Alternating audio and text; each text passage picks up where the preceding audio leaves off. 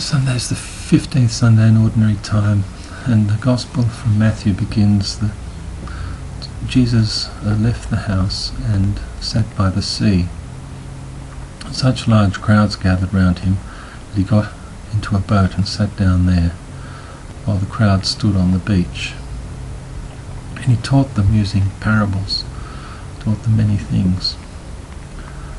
Listen, he said, a sower went out to sow, and some seed fell on the path, and the birds came and ate them up. Other seeds fell on rocky ground where there was little soil, and they grew up quickly because there was no depth of soil.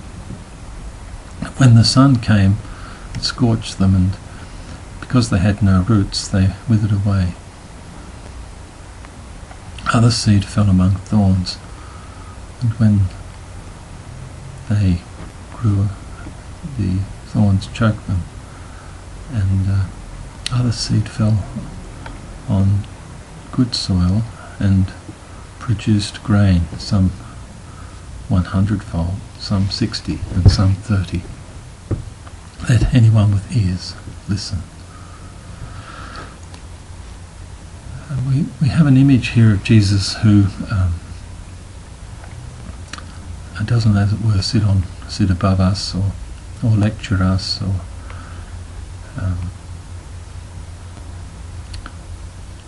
but simply sits in the boat and speaks to us about things that his listeners are familiar with, even if we're not now, being city people, although there are many people who still would be familiar with the process of sowing seeds. Also, image, it speaks of our hunger, large crowds gathered around him, that there is someone, that there is this source of a word, a source of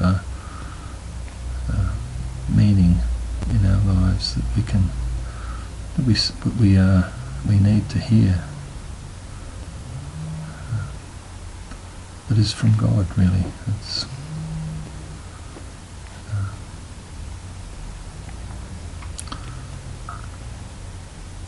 and he invites us to hear, to listen, to not simply be caught in our pursuits or preoccupied, but to listen to this other word, rather than our own word, this utterly other word, and not to dissect what he says, but to allow it to rest inside us, to grow, open up inside us, this word that he speaks to us, and reveal itself. Let it reveal its meaning to us.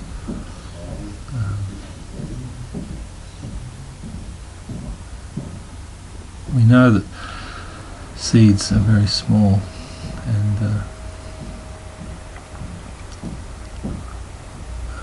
in this image they're like pocket rockets, burrow their way into the soil and are explosive in their effects.